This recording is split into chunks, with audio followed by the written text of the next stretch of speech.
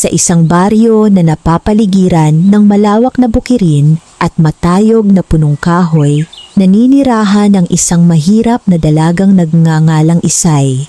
Siya ay 18 taong gulang, may maamong mukha at may mga matang puno ng kabutihan. Kasama niya sa isang lumang kubo ang kanyang inang si Aling Rosa na madalas magkasakit dahil sa katandaan at hirap ng buhay. Maaga pa lamang tuwing umaga ay nagigising na si Isay upang mag-igib ng tubig mula sa malayong balon.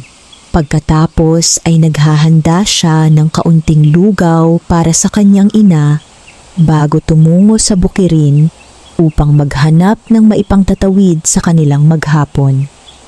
Kahit mahirap ang kanilang kalagayan, hindi kailanman nawalan ng pag-asa si Isay.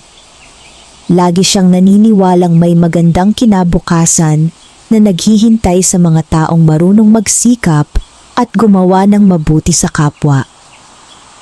Isang umaga, habang naglalakad siya pauwi mula sa kagubatan na may pasan-pasang mga panggatong, napansin niya ang isang matandang pulubi na nakaupo sa gilid ng daan.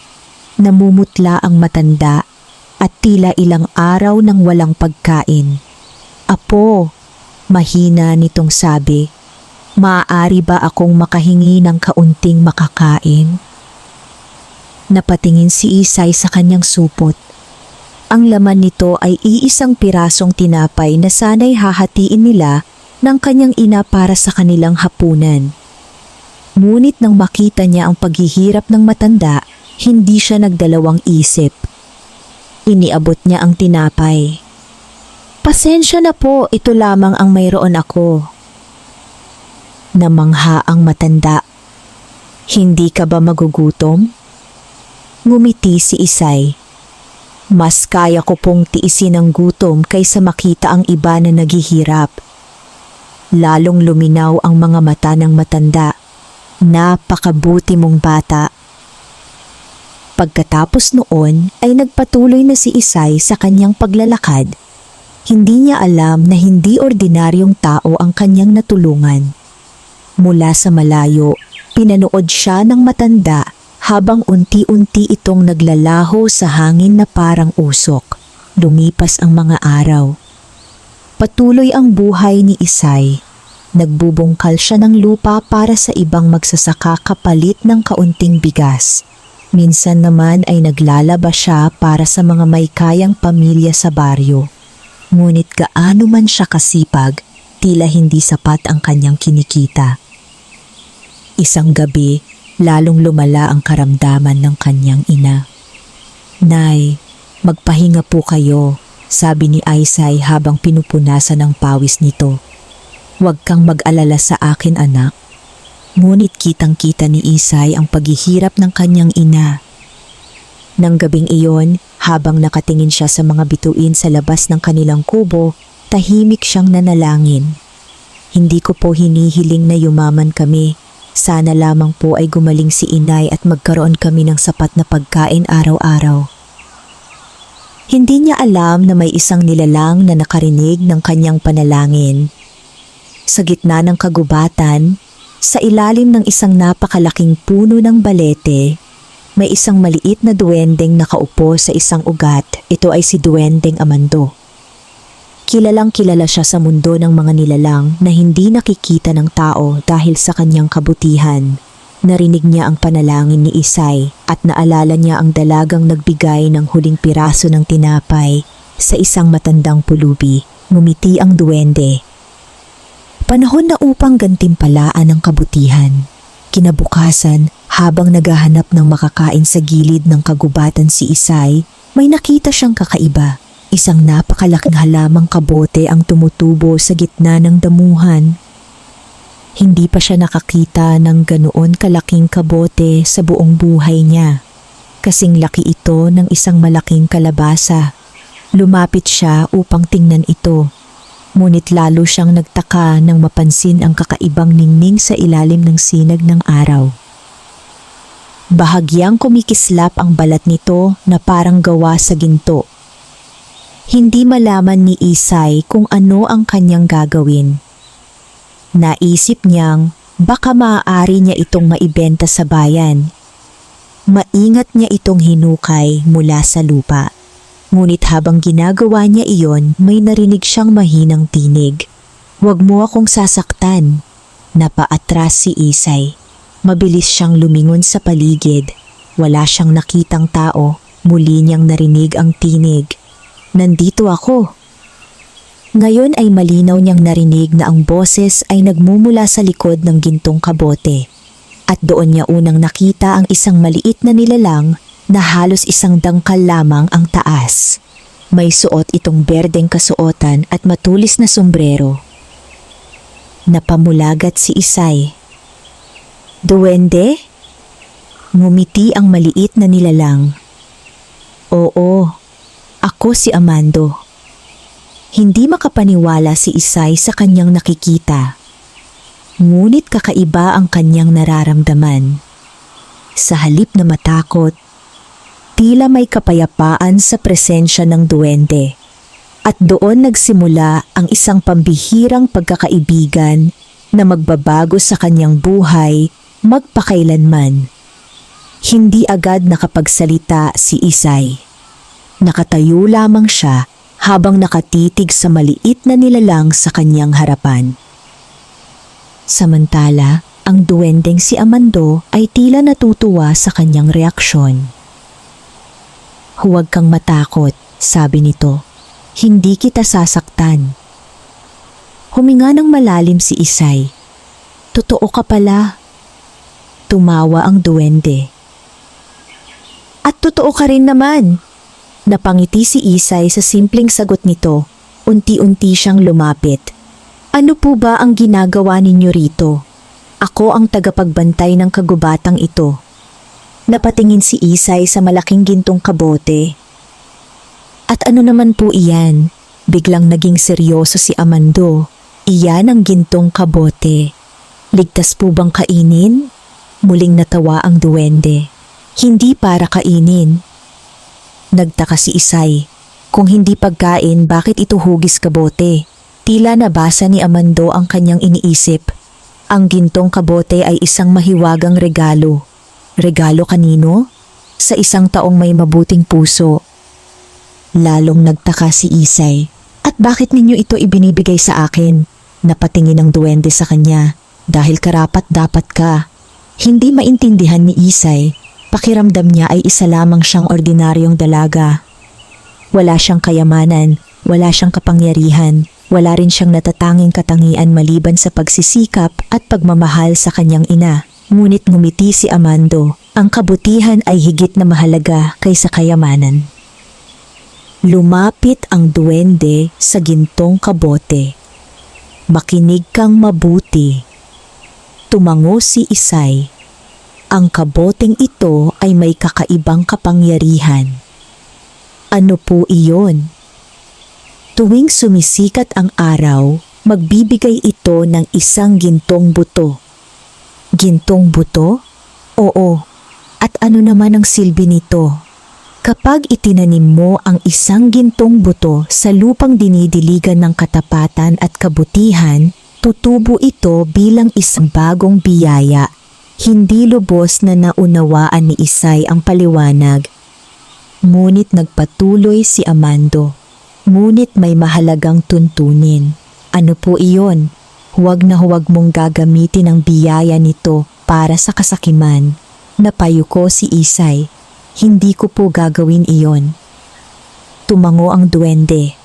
"Alam ko." Pagkatapos ay inabot nito ang gintong kabote. "Dalhin mo ito sa inyong tahanan." Maingat na binuhat ni Isay ang mahiwagang kabote. Mabigat ito ngunit tila gumagaan kapag siya ang may hawak.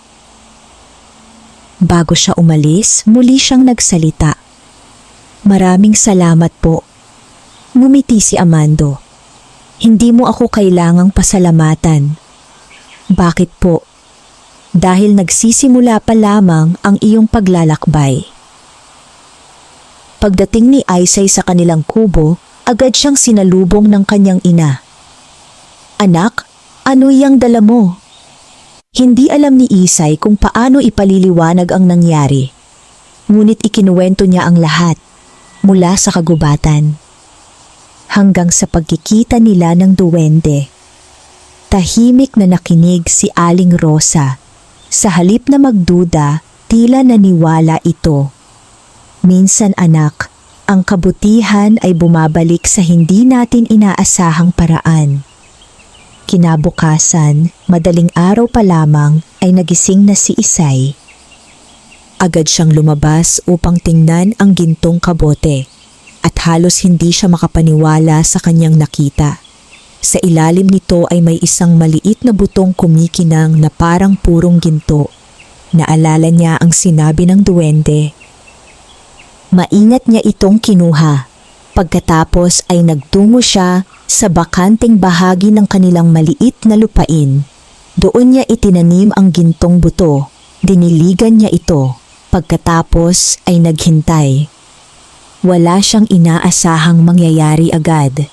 Ngunit pagsapit ng tanghali, may tumubong maliit na halaman.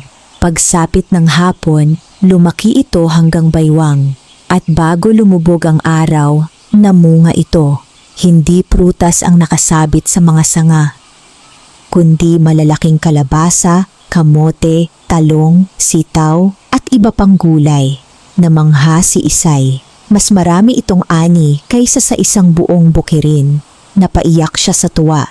Sa unang pagkakataon, sa napakahabang panahon, alam niyang hindi sila magugutom ng kanyang ina. Ngunit sa halip na sarilinin ng biyaya, namitas siya ng maraming gulay at ipinamahagi sa mga kapitbahay na higit ding nangangailangan. Nang gabing iyon, habang tahimik na kumikislap ang gintong kabote sa kanilang bakuran, may isang pares ng matang nakamasid mula sa dilim. Mga matang puno ng inggit, at ang taong nagmamay-ari ng mga matang iyon ay nagsisimula ng magbalak kung paano maagaw ang lihim ng mahiwagang kabote. Mabilis na kumalat sa buong baryo ang balita tungkol sa masaganang ani ni Isay. Marami ang nagtaka kung paano nagkaroon ng napakaraming gulay ang maliit na lupang halos hindi naman mabunga noon. Ngunit dahil kilala si Isay bilang mabait at matulungin, marami sa mga tao ang natuwa para sa kanya. Tuwing umaga ay namimigay siya ng mga gulay sa matatanda, mga balo at mga pamilyang kapos sa pagkain. Hindi niya ipinagdadamot ang biyayang natatanggap niya. Habang lalong dumarami ang natutulungan niya, lalo namang lumalalim ang inggit ng isang tao sa baryo. Ito ay si Doña Rufina, ang pinakamayamang babae sa kanilang lugar. Malawak ang kanyang mga bukirin at marami siyang alagang hayop. Ngunit sa kabila ng kanyang kayamanan, hindi siya kailanman nasiyahan. Palagi niyang nais magkaroon ng higit pa. Nang marinig niya ang tungkol sa ani ni Isay, agad siyang nagtaka. Imposible, sabi niya sa kanyang sarili. Paano magkakaroon ng ganoong karaming gulay ang isang dukhang dalaga? Kinaumagahan ay ipinatawag niya ang isa sa kanyang mga katiwala. Puntahan mo ang bahay ni Isay at alamin mo ang kanyang lihim. Sumunod ang katiwala.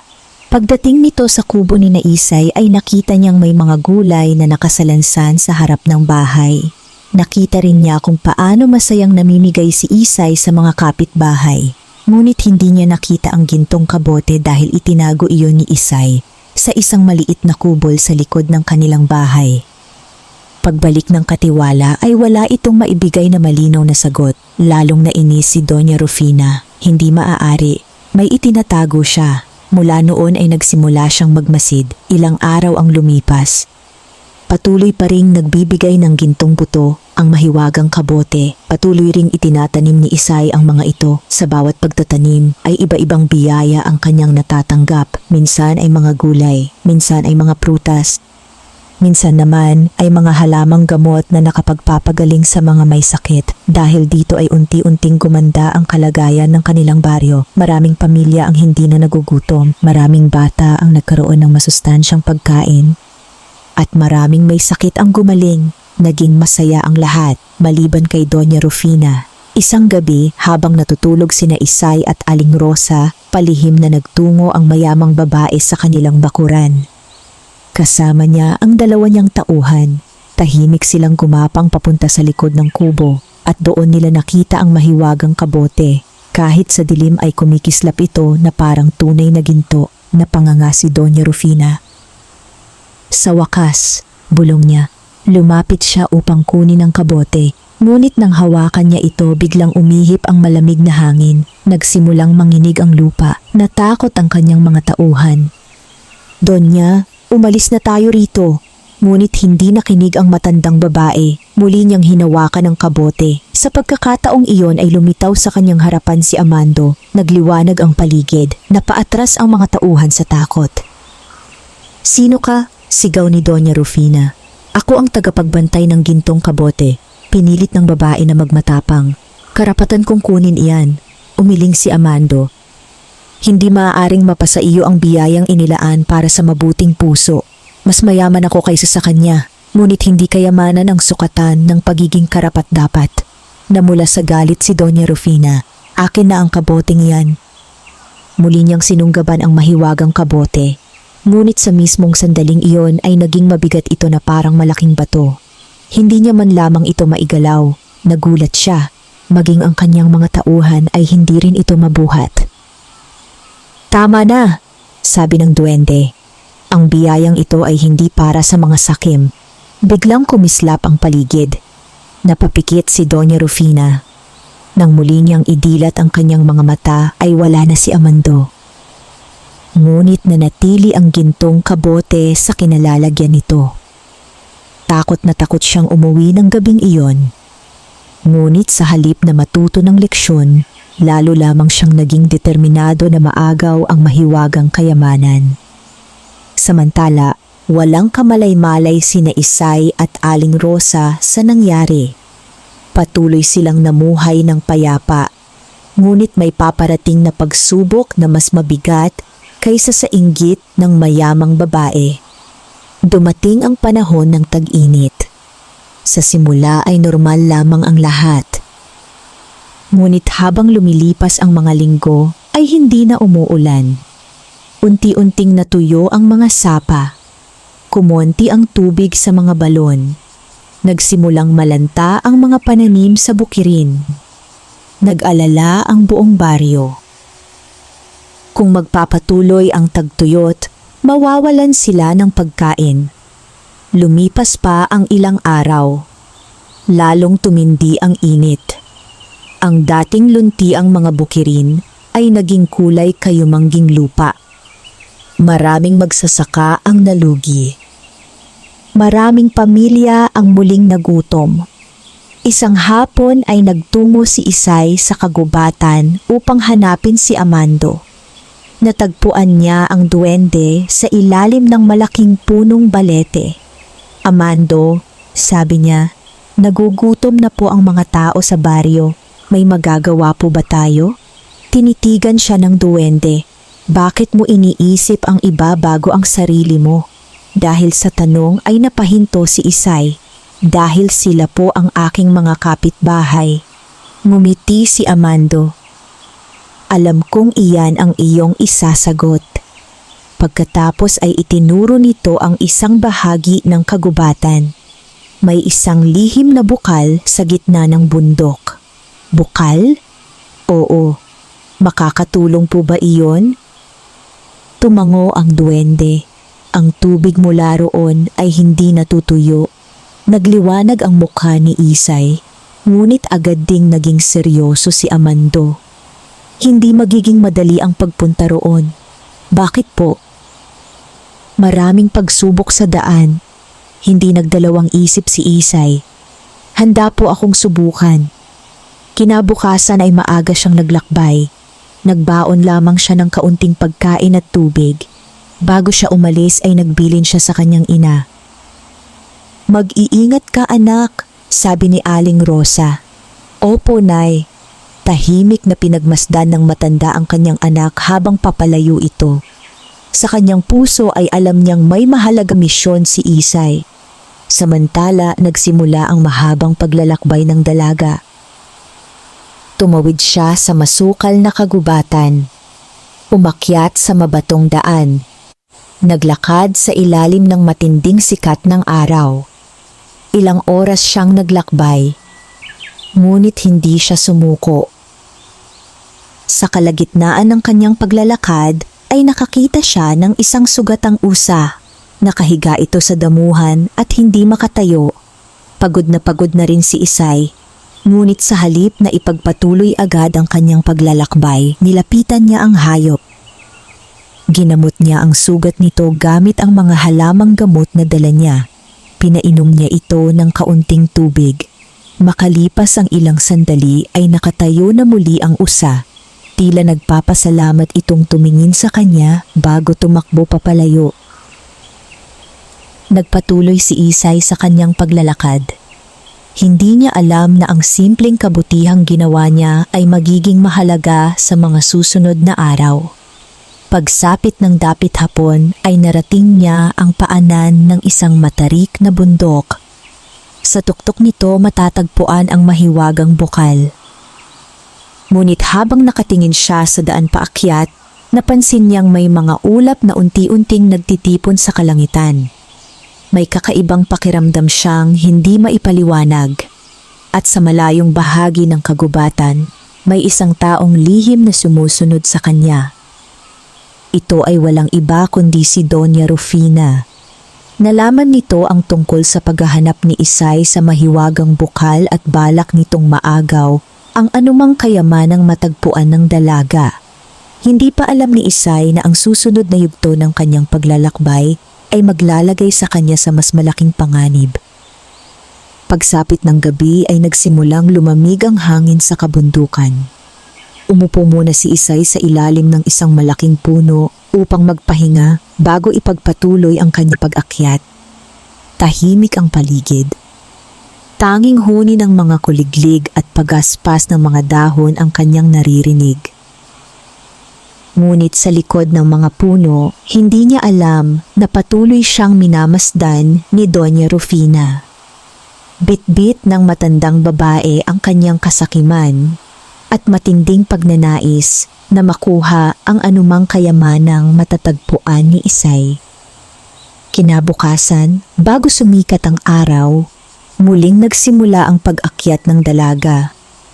Mas matarik ang daan habang siya ay papalapit sa tuktok ng bundok. May mga batong madulas at matutulis na ugat ng puno na humaharang sa kanyang daraanan. Ilang ulit siyang nadapa, ngunit muli siyang tumatayo. Hindi niya iniisip ang sarili niyang pagod. Ang nasa isip niya lamang ay ang mga taong naghihirap sa baryo. Habang siya ay naglalakad, may narinig siyang mahinang iyak. Huminto siya at sinundan ng tunog. Sa pagitan ng mga bato ay nakita niya ang isang maliit na ibon na nahulog mula sa pugad nito. Nasugatan ng isa nitong pakpak. Maingat itong pinulot ni Isay. Binalot niya ang pakpak gamit ang piraso ng tela mula sa kanyang saya. Pagkatapos ay inilagay niya ito sa isang ligtas na bahagi ng puno. Makalipas ang ilang sandali ay dumating ang inang ibon.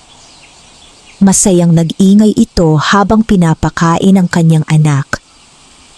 Napangiti si Isay bago nagpatuloy sa kanyang paglalakbay. Nang malapit na siya sa tuktok ng bundok, may nakita siyang isang napakalaking pintuang bato. Nagtaka siya. Wala naman siyang nabalitaang ganoong lugar noon. Sa gitna ng pintuan ay may nakaukit na sinaunang simbolo. Nang lapitan niya ito, ay kusang bumukas ang pintuan. Sa kabilang panig ay isang lambak na tila hindi naaapektuhan ng tagtuyot. Luntian ang damo. Maraming bulaklak. At sa gitna nito ay may malinaw na bukal na kumikislap sa ilalim ng sikat ng araw. Namangha si Isay, ang mahiwagang bukal. Mabilis siyang lumapit. Malamig at malinaw ang tubig. Nang tikman niya ito ay tila nawala ang kanyang pagod. Ngunit bago pa siya makapag-igib, may narinig siyang tinig. Mabuti at narating mo ang lugar na ito. Paglingon niya ay nakita niya si Amando. Nakatayo ito sa ibabaw ng isang bato. Amando, ngumiti ang duwende. Napagtagumpayan mo ang unang pagsubok. Unang pagsubok po? Tumango si Amando. Sa buong paglalakbay mo, pinili mong tumulong sa iba kahit pagod ka na. Napaisip si Isay. Hindi niya naman itinuring na pagsubok ang mga iyon. Para sa kanya, natural lamang na tumulong sa nangangailangan. Dahil doon ay lalo pang ngumiti ang duwende. Iyan ang dahilan kung bakit ikaw ang pinili ng gintong kabote. Pagkatapos ay iniabot nito ang isang maliit na gintong banga. Igib mo ang tubig gamit ito. Ginawa ni Isay ang sinabi. Nang mapuno ang banga ay nagliwanag ang tubig sa loob nito.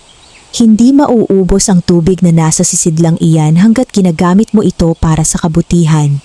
Napuno ng pag-asa ang puso ni Isay. Sa wakas ay may maitutulong na siya sa kanyang baryo. Ngunit habang siya ay naghahanda ng umuwi, isang pamilyar na boses ang umalingaw-ngaw sa paligid.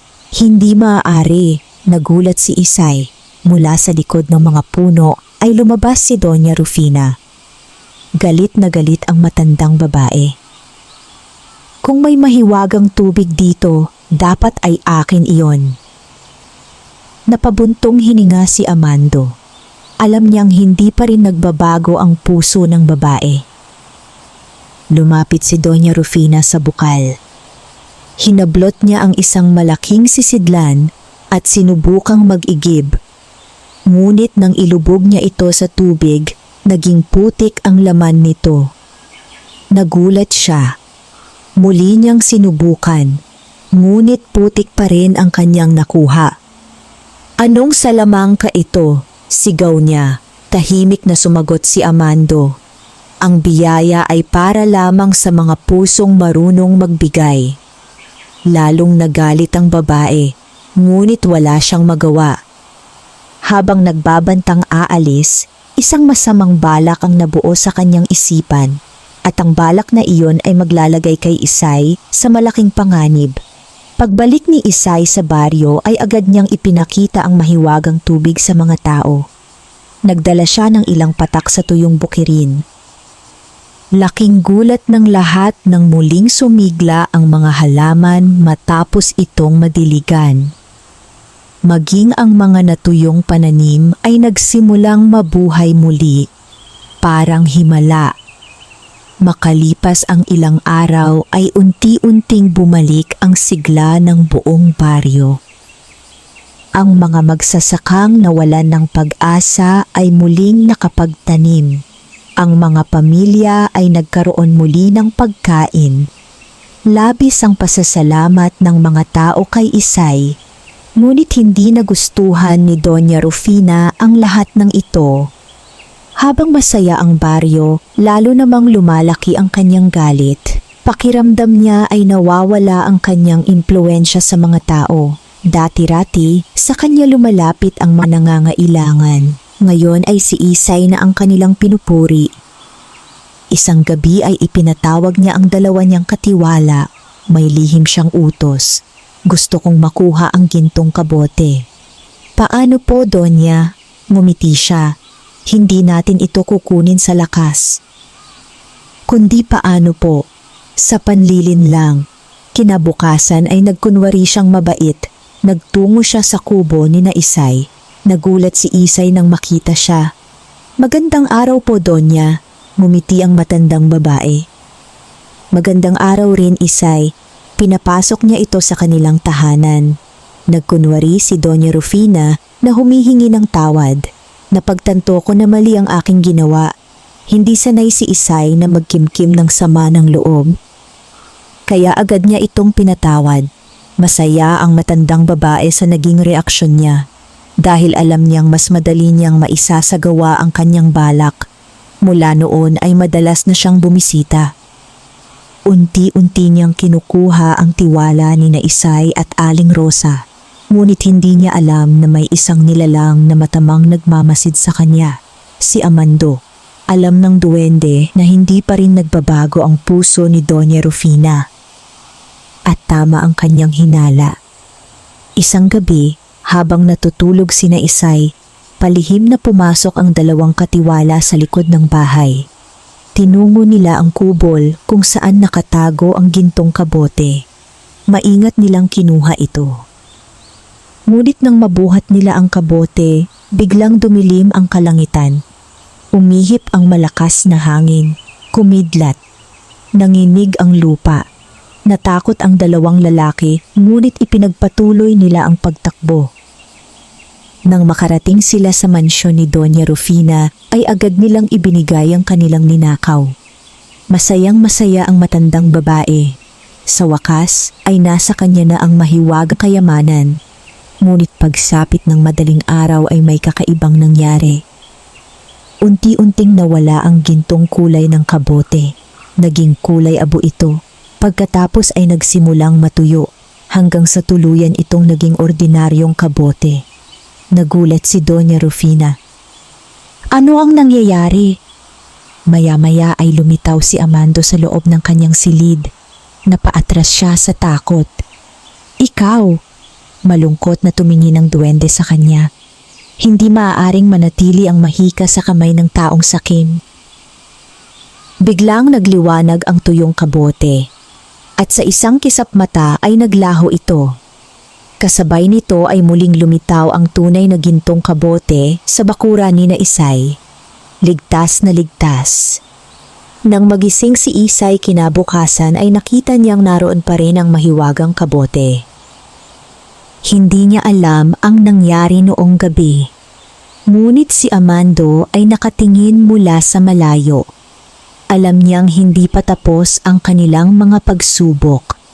Sapagkat may mas malaking panganib na paparating sa baryo. Isang panganib na hindi kayang pigilan ng simpleng lakas o kayamanan.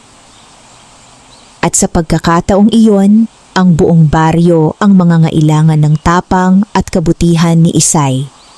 Lumipas ang ilang linggo at muling naging masagana ang buhay sa baryo. Luntian na naman ang mga bukirin, puno ng bunga ang mga halaman, at bihira na ang mga pamilyang nagugutom. Dahil sa gintong kabote at sa mahiwagang tubig mula sa bukal, maraming tao ang nagkaroon ng bagong pag-asa. Ngunit isang gabi, habang tahimik ang buong baryo, may kakaibang pangyayari na naganap sa kagubatan. Ang mga ibon ay biglang nagsilipad. Ang mga hayop ay nagtakbuhan palayo, maging ang hangin ay tila nagdala ng malamig at mabigat na pakiramdam. Sa ilalim ng matandang punong balete ay nakatayo si Amando. Nakasimangot siya habang nakatingin sa kailaliman ng kagubatan. May paparating na panganib. Hindi ito tao, hindi rin ito ordinaryong nilalang. Ito ay isang maitim na espiritong matagal nang nakapiit sa loob ng isang kuweba sa kabundukan. Tinatawag itong anino ng kasakiman. Maraming taon na ang nakalipas nang ito ay ikulong ng matatandang tagapagbantay ng kagubatan dahil sa kapangyarihan nitong maghasik ng inggit, galit at kasakiman sa puso ng tao. Ngunit habang dumarami ang mga taong nag-iimbot sa kapangyarihan ng gintong kabote, unti-unting humihina ang pagkakakulong nito. At ngayon, malaya na itong muli. Kinabukasan ay nagtungo si Amando sa bahay ni Isay. Nakita niya ang dalaga na abalang namimigay ng mga gulay sa mga kapitbahay. Isay, tawag niya. Agad na lumapit ang dalaga. May problema po ba? Tumango ang duwende. May panganib na nagbabanta sa baryo. Nawala ang ngiti sa mukha ni Isay. Ipinaliwanag ni Amando ang tungkol sa anino ng kasakiman. Tahimik na nakinig ang dalaga. Ano po ang magagawa natin? Tanong niya. May isang paraan. Ano po iyon? Kailangan nating hanapin ang kristal ng liwanag. Napakunot noo si Isay. Ano po iyon? Isang sinaunang hiyas na may kakayahang pawiin ang kadiliman. Saan po ito matatagpuan? sa kuweba ng silangang bundok. Hindi nagatubili si Isay. Kailan po tayo aalis? Ngumiti si Amando. Iyan ang inaasahan kong sagot. Nang gabing iyon ay nagpaalam siya sa kanyang ina. Bagaman nag-aalala si Aling Rosa, alam niyang mahalaga ang misyon ng kanyang anak. Kinabukasan ay maaga silang umalis. Tahimik nilang tinahak ang daan patungo sa silangang bundok. Habang sila ay naglalakad, may napansin silang kakaiba. Maraming halaman ang nalalanta kahit may sapat na tubig. May mga puno ring tila unti-unting namamatay. Ito ang epekto ng anino ng kasakiman, sabi ni Amando. Patuloy silang naglakbay hanggang marating nila ang isang malaking kuweba. Maitim ang bunganga nito. Malamig ang hanging lumalabas mula sa loob. Ngunit hindi natakot si Isay. Bitbit niya ang kanyang pananampalataya at kabutihan. Pumasok sila sa kuweba. Sa kailaliman nito ay may makikitang mahinang liwanag. Habang papalapit sila, unti-unti ring lumilinaw ang kanilang nakikita. Sa gitna ng isang malawak na silid sa loob ng kuweba ay may isang kristal na kumikislap na parang bituin. Namangha si Isay. Ito na ba ang kristal ng liwanag? Tumango si Amando. Ngunit bago pa man sila makalapit, biglang umalingaw-ngaw ang isang malalim na boses. Hindi ninyo ito makukuha. Biglang lumitaw ang maitim na usok. Unti-unti itong nag-anyong isang dambuhalang anino. Nagningas ang mapupula nitong mga mata. Napahinto si Isay. Ang anino ng kasakiman ay nasa kanilang harapan. Nabalot ng takot ang paligid nang tuluyang lumitaw ang anino ng kasakiman. Mataas ito na parang isang higante. Ang katawan nito ay binubuo ng umiikot na maitim na ulap. At sa gitna ng mukha nito ay nagniningas ang dalawang mapulang mata. Ngunit sa kabila ng kanyang takot, hindi umurong si Isay. Nakatayo siya sa harap ni Amando. Tila handa niyang harapin ang anumang panganib. Tumawa ang nilalang. Isa ka lamang hamak na tao. Tahimik na sumagot si Isay. Maaaring mahina ako, ngunit hindi ako susuko. Lalong lumakas ang tawa ng anino. Maraming mas makapangyarihan kaysa sa iyo ang nabigo. Ngunit hindi natinag ang dalaga. Sa halip ay lalo siyang tumatag. Biglang kumalat ang maitim na usok sa buong kuweba. Nagsimulang lumitaw ang iba't ibang larawan sa paligid. Nakita ni Isay ang kanyang sarili na nakatira sa isang napakalaking mansyon. Mayroon siyang mga alahas. Maraming ginto, maraming katulong. Lahat ng maaaring naisin ng isang tao. Kunin mo ang kristal, bulong ng anino, at gagawin kitang pinakamayamang babae sa buong lupain. Tahimik na tumingin si Isay sa mga larawan. Maganda ang ipinapakita ng mga ito. Ngunit alam niyang hindi iyon totoo. Umiling siya. Hindi ko kailangan ng kayamanang iyan. Nagulat ang nilalang. Muling nagbago ang mga larawan. Ngayon ay nakita niya ang kanyang ina na malusog at masaya. May marangyang tahanan sila. Wala nang paghihirap. Wala ka nang magiging problema, bulong muli ng anino. Ngunit napikit si Isay.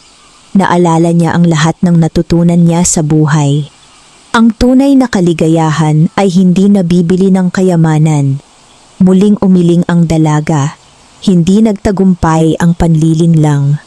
Nagsimulang manginig ang anino sa galit. Imposible. Kasabay nito ay biglang lumiwanag ang kristal ng liwanag. Mas lalong tumingkad ang ningning nito. Napangiti si Amando. Napatunayan mo ang kadalisayan ng iyong puso. Dahan-dahang lumapit si Isay sa kristal. Wala nang pumigil sa kanya. Nang mahawakan niya ito, isang matinding liwanag ang kumalat sa buong kuweba. Napasigaw ang anino ng kasakiman. Unti-unti itong umurong. Habang lumalakas ang liwanag, lalo namang nanghihina ang nilalang. Hindi maaari, ngunit wala na itong magagawa. Sa loob ng maraming taon ay nagpapalakas ito gamit ang kasakiman ng tao. Ngunit ang dalisay na puso ni Isay ay higit na makapangyarihan. Sa isang matinding kislap ng liwanag, tuluyang naglaho ang anino ng kasakiman. Naging tahimik ang buong kuweba. Makalipas ang ilang sandali ay muling nagsalita si Amando. Natapos na. Napabuntong hininga si Isay. Pakiramdam niya ay nawala ang mabigat na pasaning bumabalot sa paligid. Nang lumabas sila ng kuweba ay agad nilang napansin ang pagbabago. Ang mga punong nalalanta ay muling sumigla. Ang mga bulaklak ay muling namukadkad. Ang kagubatan ay tila nabuhay muli. Ngunit habang sila ay pauwi, may isang taong lihim na nakasaksi sa lahat. Si Doña Rufina. Nakita niya ang kapangyarihan ng kristal ng liwanag. At sa kanyang puso ay muling sumibol ang matinding pagnanasa na angkinin ang mahiwagang hiyas. Hindi niya alam na ang kanyang susunod na hakbang ang magdadala sa kanya sa pinakamahalagang aral ng kanyang buhay. Pagkatapos ng kanilang matagumpay na paglalakbay, ibinalik ni Isay at Amando ang kristal ng liwanag sa lihim na dambana sa silangang bundok. Doon ito ligtas na mananatili upang magbigay proteksyon sa kagubatan at sa buong lupain. Samantala, tahimik na umuwi si Doña Rufina sa kanyang mansyon. Ngunit hindi siya mapakali. Paulit-ulit niyang naaalala ang liwanag ng kristal. Paulit-ulit niyang iniisip ang kapangyarihang maaari niyang makuha kung mapapasa kanya iyon. Ilang gabi siyang hindi nakatulog. Sa bawat araw na lumilipas, lalo siyang nilalamon ng kanyang pagnanasa. Sa wakas ay nagpasya siyang hanapin ang kristal ng liwanag ng mag-isa. Isang madaling araw, lihim siyang nagtungo sa silangang bundok. Bitbit niya ang isang malaking sisidlan at isang supot na puno ng mga mamahaling alahas. Naniniwala siyang magagamit niya ang mga iyon upang makuha ang anumang nais niya. Pagdating niya sa kuweba ay agad niyang hinanap ang kristal. Hindi nagtagal ay narating niya ang dambana. Naroon pa rin ang kristal ng liwanag. Tahimik itong kumikislap sa gitna ng sinaunang altar. Ngumiti si Doña Rufina. Sa wakas ay nasa harapan na niya ang kayamanang matagal niyang minimithi. Lumapit siya at sinubukang kunin ito. Ngunit nang mahawakan niya ang kristal, biglang nagliwanag ang buong kuweba. Napaatras siya. Kasunod nito ay nagsimulang lumitaw sa paligid ang mga larawan ng kanyang nakaraan. Nakita niya ang kanyang sarili noong siya ay bata pa. Noon ay mahirap lamang ang kanilang pamilya. Nakita niya ang kanyang mga magulang na masipag na nagtatrabaho upang maitaguyod siya. Nakita niya kung gaano sila kabait sa ibang tao kahit kapos sila sa buhay. Unti-unting sumunod ang iba pang alaala. Mga pagkakataong tumanggi siyang tumulong sa mga nangangailangan. Mga pagkakataong nagdamot siya. Mga panahong mas pinili niya ang kayamanan kaysa kabutihan. Napaiyak si Doña Rufina. Matagal na panahon na niyang nalimutan ang mga aral ng kanyang mga magulang. Sa unang pagkakataon sa maraming taon, nakita niya ang tunay na anyo ng kanyang puso. Lumuhod siya sa harap ng kristal. Patawad, mahina niyang bulong. Sa mismong sandaling iyon ay lumitaw si Amando. Kasama niya si Isay. Tahimik nilang pinagmasdan ang umiiyak na babae. Hindi nagsalita si Isay. Hindi siya nanghusga. Hindi rin siya nagalit. Sa halip ay lumapit siya at inalalayan ang matandang babae upang makatayo. Nagulat si Doña Rufina. Pagkatapos ng lahat ng ginawa ko, tutulungan mo pa rin ako? Ngumiti si Isay. Ang bawat tao ay maaaring magbago. Lalong napaiyak ang matandang babae. Dahil sa unang pagkakataon, may nagpakita sa kanya ng kabutihang hindi kayang bilhin ng anumang kayamanan. Mula noon ay nagsimula ang kanyang pagbabago. Ipinagbili niya ang ilan sa kanyang mga ari-arian upang matulungan ang mahihirap sa baryo. Nagpagawa siya ng balon, nagpatayo ng maliit na paaralan, at tumulong sa mga magsasakang nawalan ng kabuhayan. Unti-unti ring natutunan ng mga tao na patawarin siya. Bagaman hindi madaling mabawi ang tiwala ng iba, nagsikap siyang patunayan na tunay ang kanyang pagbabago. At sa bawat mabuting gawa na kanyang ginagawa, tila mas gumagaan ang kanyang puso. Lumipas ang maraming buwan, mas naging masagana ang baryo kaysa dati. Ang dating tuyot na mga bukirin ay naging luntian. Ang mga tahanan ay napuno ng kasiyahan at ang mga tao ay natutong magtulungan sa isa't isa. Patuloy pa ring nagbibigay ng biyaya ang gintong kabote. Ngunit hindi ito ginagamit ni Isay para yumaman. Sa halip, ginagamit niya ito upang makatulong sa buong komunidad. Sa paglipas ng panahon ay gumaling din si Aling Rosa. Lumakas ang kanyang pangangatawan at muli siya nakangiti araw-araw. Isa iyon sa pinakamalaking kaligayahan ni Isay. Isang hapon, habang nakaupo siya sa ilalim ng isang punong mangga, muling dumating si Amando. May kakaiba sa kanyang anyo. Mas maliwanag siya kaysa dati. Napansin iyon ni Isay. May problema po ba? Tanong niya. Ngumiti ang duwende. Wala. Kung gayon, bakit po kayo tila malungkot? Umupo si Amando sa isang ugat ng puno. Dahil panahon na para magpaalam. Nagulat si Isay. Magpaalam? Tumango ang duwende. Natapos na ang aking tungkulin. Biglang nalungkot ang dalaga. Sa loob ng mahabang panahon ay naging matalik niyang kaibigan si Amando. Marami silang pinagdaanan. Marami silang natulungan. At marami silang natutunan mula sa isa't isa. Magkikita pa po ba tayo? Tanong niya. Ngumiti ang duwende. Kapag kailangan mo ako, mararamdaman mo ang aking presensya sa hangin, sa mga puno, at sa mga biyayang dumarating sa mga taong gumagawa ng mabuti. Natahimik si Isay. Pagkatapos ay may inilabas si Amando na isang maliit na gintong binhi. Iniabot niya ito sa dalaga. Ano po ito? Ang huling regalo ng kagubatan. Maingat itong tinanggap ni Isay. Kapag itinanim mo ito, tutubo ang isang puno na magiging simbolo ng pag-asa para sa mga susunod na salinlahi. Kinabukasan ay itinanim ni Isay ang gintong binhi sa gitna ng baryo. Araw-araw niya itong dinidiligan. At makalipas ang ilang panahon ay tumubo ang isang napakagandang puno. Hindi ito nalalanta. Hindi rin ito nawawalan ng bunga. Sa lilim nito ay nagtitipon ang mga tao upang magbahagi ng pagkain, magtulungan at magdiwang. Naging sagisag ito ng pagkakaisa at kabutihan. Samantala, ang gintong kabote ay unti-unting nawala ang kanyang ningning. Hanggang sa isang umaga ay naging ordinaryong kabote na lamang ito. Ngunit hindi nalungkot si Isay. Nauunawaan niyang natapos na ang tungkulin ng mahika dahil ang tunay na himala ay hindi kailanman nagmula sa kabote, hindi rin sa kristal, hindi sa mahiwagang bukal. Ang tunay na himala ay nasa puso ng mga taong marunong magmahal, magbahagi at gumawa ng mabuti. Lumipas ang maraming taon, lumaki at yumabong ang baryo.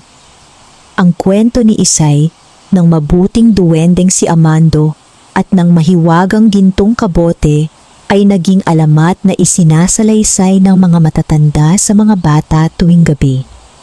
At sa bawat pagsasalaysay ng kwentong iyon, isang mahalagang aral ang nananatiling buhay. Ang kabutihan ay isang binhing kapag itinanim sa puso ng tao ay nagbubunga ng pag-asa, pagkakaisa at tunay na kasaganaan. Wakas.